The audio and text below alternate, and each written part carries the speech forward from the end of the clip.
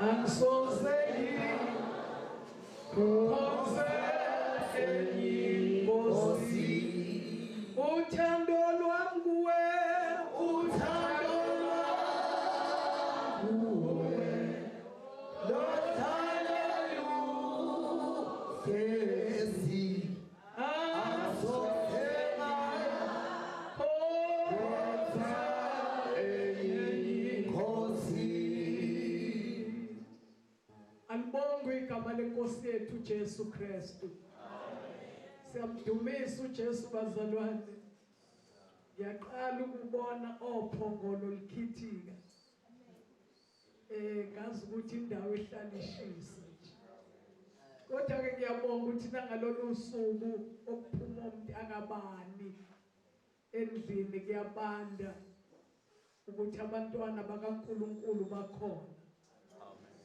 Siyaqhubeka nokukhonza inkosi. Anginaso isikhathi eside la.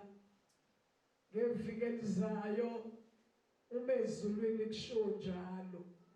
Vele imvuselelo lethu iyanqamuka ngesonto elizayo ngeweekend. Uma ngadlula lapho kusho ukuthi ngabe ezulwini kusho njalo. Amen. Ngiyababingelela kakhulu obaba befundisi noma ngiyabingelela abantwana bakaNkulunkulu bonke egameni elihle lenkosi yethu Jesu. Ngilanje bazalwane ayikho into esolayo njoba kufakazwa nje. Angisiyo umuntu othi makukhuluma abanye abantu kube ngathi bachitha isikhathi. Kodwa inkosi yangiphumusa ngokufunda ukulalela abanye abantu. Ngiyaqiniseka ukuthi abantu abafakazela bafakaze ngoba inkosi namhlanje bibamisela ukuthi bafakaze. Ngakho ke ayikho into engenza ngiphenike lapha ukuthi bachitha isikhathi ngiphethe umyalezo cha. Hallelujah. Munye uNkulunkulu, munye umoya, munye umbhabhadiso, munye ukukholo. Hallelujah. Ngiyabonga ukuzwa indaba enkulu kangaka ukuthi kwaphela into yakhe. Kwaphela bazalwane. Cha ngaba kufikile uJesu badalwane ingapheli into yakhe. Uyabona nje nalo baba qedwe kusuka la. Mayingaqondanisa kahle nje athi izophela into yakhe. Uyobe sefakaza nje ubufakazi obungaka ukuthi kwakunje kwafika uJesu sekunje. Asikho isidididi mase kufika onamandla. Into ayehlele ezulwini uJesu ukuzokhulula abantu. Enze ngendlela umhlaba ongeke wenze ngayo. uJesu mayisiza akazama ukusiza abesethi ngihlulekile. Kodwa mayisiza uJesu ukusiza ngendlela ephelele. Namhlanje bengifundela abazalwane ngifunda nje indaba kaMose. Ngiqhubeka lapha izolo la ngethuke khona bakuthoka kanti le ndaba iyaziwa. Ngiyafunda ke ukuthi ngenkathi kuzokhululwa ama-Israyeli eGibhithe uNkulunkulu wasebenza ngendlela eyayingenza uMoses azagive up. Athi inganguthe nakho namhlanje uFaro akabadedeli. Kodwa kulokhu kuthiwa nje hamba kuye umtshela ukuthi akabadedele. Kodwa mina Jehova ngizoyiqinisa inhliziyo yakhe. Uyayibona le ndaba? Kwenzeke lokho, azathi uFaro hamba umtshele kuJehova manje uthi akayisuse lezinto semzondedela. Zimele isuke bazalwane lezo inkathazo. Lithi iBhayibheli ibuye iqine inhliziyo kaFaro. Kwaze kwenzeka imangaliso ezu10. Kanti manje lesi sika10 sesiyamcasula ngempela noFaro. uJesu kusefike la iseqede khona umsebenzi. Uthi suka phambi kwami ungaphindi ubone ubuso bami. Ngoba mawuza nje wena ngiyazi ukuthi kuzinhlupho. NoMose ukhulumizwe elifanayo ukuthi vele kusukela manje ngeke ngisaphinde ngibone ubuso bami. Wathi maqhoboka amazibula aseGibhithe abantu nenkomo. uFaro wavula isango wathi hamba. uNkulunkulu bazalwane mayisebenza akabi early futhi akabi late. Yalibonga ivangeli. Yawabonga amandla kaNkulunkulu. Izongisiza ke inkosi nami bambe liwashi leli. Elami lithi u25 so ngisiza uJesu bazalwane ngoba namhlanje kufakazwe kakhulu. Uyazi mawufunda izwi lenkosi Izaga 22 verse number 4 ngicela singalivuli. Uthi nje umvuzo ireward yokwesaba uNkulunkulu. Yani bazalwane uma ube nenhlanhla wakholwa wasuthola lo musa wokuthi ekukholweni kwami ngizokwesaba uNkulunkulu. Leso sipho noma lowo musa ukuphathela yonke into ayidingayo empilweni. Ukukholwa ngendlela yokuba umzalwane owesaba uNkulunkulu. Lithi iBhayibheli umvuzo wakho uyingcebo. Lento abantu abagijima kuze kuqothuke izicathulo bayifuna. Iyatholakala ingcebo ekwesabeni uNkulunkulu. Okwesibili into etholakala ngokwesaba uNkulunkulu ukuphila. Uyaphila uma wesaba uNkulunkulu uyaphila. Uphila mahhala. Okwesithathu angithi nakho ukuphila abantu bagijimela bafuna. Okwesithathu kuthiwa udumo. Yabona abantu bathwala kangaka nje bafuna udumo. Abanye bathwalela ngisho amabandla. Kuthiwe banamabandla angangeimpethu zendlovu. Bazi ukuthi bahola abantu abangayi lapha. Nabo futhi abayi. Kodwa into abayifunayo nje udumo oluphelayo. Uyazwa noma wayedla ngobungoma. Kukhona abantu abasebenza ngayo lemimoya. Kodwa bathi basebenzela uNkulunkulu. Befuna nje inzuzo.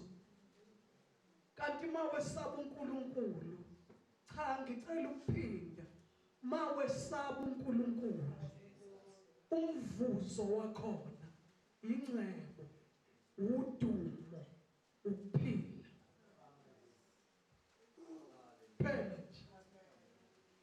ingcebo, udumo, ukuphila. Mina nganginqumile bazalwane ukuthi ngeke ngishade. Abazalwane abadala kade bafika kuJesu bayabazi lobo bufakazi bami. Ngoba ngafika kuJesu ngenela. Futhi izinto ebengiyibuka kubantu abashadile ngibabuke benye into enkonzweni mawusuhlala ekhaya labo ubone ukuthi enye into le. Lo baba uyashumayela lapha ya mayifika ekhaya isiphoki. Ulwa nenkosikazi. Le nkosikazi yafakaza lapha nasekhaya futhi unompempe. Bese ngibona ukuthi uyabona lento yokuganana impela. Ngayibona kubazali bami ukuthi ayikho right. Utheke ngoba ngikuJesu. Sengiqede 26 years emshadweni. Angilwi nobaba uMadlala. xabana. Ngicacisile izolo ukuthi ziningi izinto esingayiboni ngokufana. Uma ke bona kanje ngibona kanje, mina njengomfazi ngizehlele ngezansi. Uma nginika ilungelo lokuthi awuveze umbono bese ngiyawuveza. Yabazi ke obaba ngiphike nawe ngenza lento. Alright. Bese thatha inkosi. Isulayo ishayeke. Ngibona ukuthi ayingqubuzekile inkosi. Isihlehla kancane. Iza manje kuleli isu lami. Angisizakali bazalwane. Efela kutshelile. Ukuqala nje wenza njengoba bengishilo. Lutho.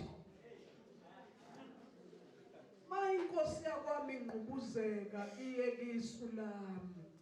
Yathathelayo. Kanti lizophonta eceleni kancane. Ngishaye ngathi angibonanga. Mayiseshushumba naleli lami. Limphumelelisa. Ngincome yena. Awubabi kusizile inkosi. Sikuthwale kwaze kwalapho lesisimo. Ingabe ngisasho ukuthi wasebenza wathatha wajoyina. Ngiyambonga uJesu bazalwane. Abafazi abaningi baphelele enyangeni. Bafuna imithi yokuthambisa amadoda. Kodwa ngiyagarantela uma indoda uke wayinika inhlonipho noma ngabe isidlove singakanani iyathamba. Ithanjiswe nje ukuthi nawe une remote control yokuyihlonipha nokuyithobela. Ungayidlisi. Ungayenzi njani? Hayi ungayidlisi. Izofa ngempela. Uyabona nje abantu abafelokazi la basingacimeza. Amadoda abo afa bethi bayawazama. Afa ngempela. Oh. Bethi bawenze njani? Bedlala bona laba balahlekelwa izinto zabo. Bethi mawungafaka lokho. Bese uthi ukhwaya kancane inkwethu. Uthi ukhwaya kwaphela. Uthi ukhwaya. Ungakhohlwa ukhwaya isithembe. Khona ezohlala eduze abheke wena. Wonke nomkhwayo wena ngekuhle. Kodwa laba besenento zabo bathomni kahle. Phela nje bechaza nje usidudlo omude. Ethi wayibasebenza, abazalwane wayibasebenza ngayo le ndlela nje. Athi ukhwaye uyohlala emva kwesicapha nje ahlala ebheke wena. Afa ngempela umntana omuntu. Ebulawa ukhwaye. Kanti naye lo wento yakhe lento athamba uyifake endodeni yena ngeke ayidle. Hallelujah. uJesu bazalwane uphelele. Uma ungathi ufike kuye izinto zakho ubone ngathi ayilungi usuke ungakaqondanisi. Yaxoxela. Khona isalukazi sayinikela sibhebe isijindani idosha. Base besitshela lapha. Bathi lahla konke. Sayinikela savuma uJesu. Amakhosikazi kolwesini athatha idosha lahla lapha. Isalukazi sizuba umnandi benkonzo. Hayi kwathi makushona ilanga. Isalukazi sesisopa. Ikhanda bathi ngiyathatha ngiyabeka lokuqabeka.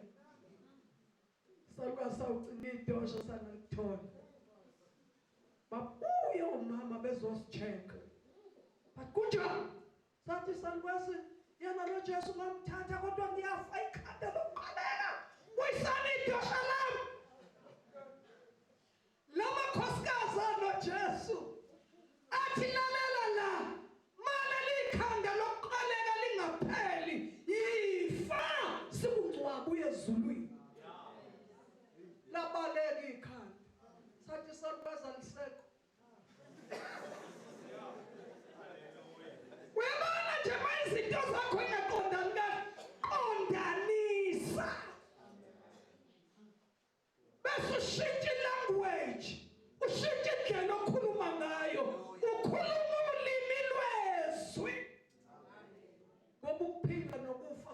kusemandleni olimi.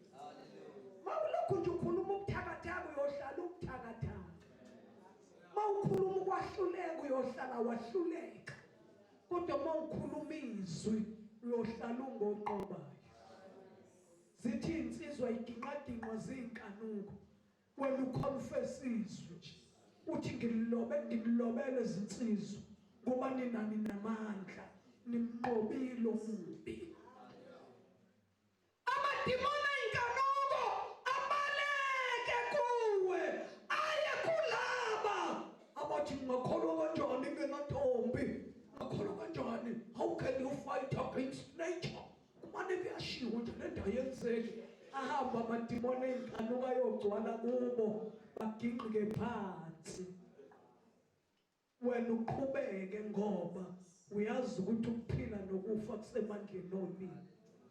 Ukhuluma izwi, ukhuluma ilanguage yakini. Hallelujah. Awu bazalwane, sengiphathe kabi. Umuntu wesifazane nje akahamba ayohlonipha indoda yakhe. Ningabi babi bazalwane la ngisonta khona nihlonipha abefundisi. Umfundisi unomfazi wakhe. Yonke inhlonipho udinga ithole kumfazi wakhe. Thina siyabahlonipha nje ngoba bayasihola, siyalalela ukuthi bathini. Futhi uma bekhuluma into abangayenzi, lithi iBhayibheli uthatha abakushoyo kodwa ungenzi njengemsebenzi yakho. Mawuzophumelela evangelini, awube umfazi oshumayela kakhulu, ube umfazi owenza kakhulu izwi. Wenza izwi ngoba uzelwe ngezwi, uzelwe ngayo imbewu engagugi. Uma wenza izwi emganweni, uNkulunkulu uma nawe bazalwane. Kodwa mawuyilolu uhlanya lomfazi lethi angibhedelwa mina, angibhedelwa. Mina ngizalwa namaphoyisa nje, mina angibhedelwa. Futhi umuntu angibhedela ukuthi ngabe ngishadile acabanga ukuthi ayisathathi zonke. Ezweni labafazi uphatha idoshana elincane mamtshangase lobuphuku. Ngumfazi ohlakaniphe kwaze kweqe. Bagcwele lapha emakhoti bayadivoswa. Badivoswa benezitho ezizindilinga, benamafika, bethi mabehleka kubhoboka imbobo ezihlathini. Uzuyibuza ukuthi kanti indoda ifunani umfazi omuhle kangaka. Kanti ibulawa nje ukuthi ngigane uClever. Hallelujah. Ngigane umani. Ngigane uClever. Ezweni labafazi, izwe lokuzwa kube ngathi awuzwanga. Ubone kahle hle kodwa kube ngathi awubonanga. Uzohlala ke lapha ezweni laba uphongola bakhuluma. Uzohlala ezweni loba. Kodwa mawujwayele ukuyifunda phakathi kolayini, ngiyabana nje ungacabanga ukuthi angiboni. Thina sithi sibona lapha ezweni labafazi. Angithi phela usuke ebuntombini nje uyofa wazi. Angithi yini manje wasuyabhilita kanti wakukhetha ukuyofa nokwazi kwakho. Hallelujah. Bomama, bomadam,